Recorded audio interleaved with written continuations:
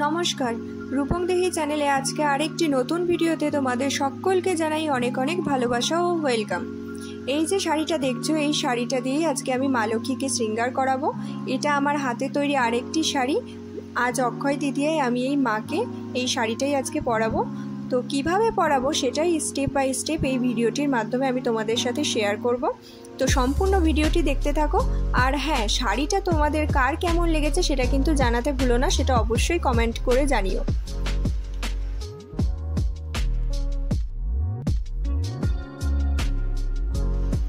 যারা এই চ্যানেলে নতুন আছো তাদের উদ্দেশ্যে বলছি, যদি ভিডিওটি ভালো লাগে আর এরকম আরও নতুন নতুন ভিডিও পেতে চাও তাহলে চ্যানেলটিকে সাবস্ক্রাইব করে রেখো আর পাশে থাকা বেল আইকনে প্রেস করে রেখো। তাহলে আমি যখনই নতুন কোনো ভিডিও আপলোড করব সেটা সবার আগে তোমাদের কাছে পৌঁছে যাবে।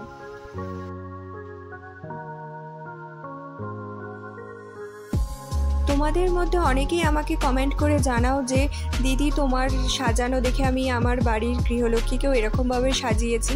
বেশ ভালো লাগে এই কমেন্টগুলো শুনতে। তো হ্যাঁ, সাজাও, আরও সুন্দর করে মাকে সাজিয়ে তোলো তোমরা।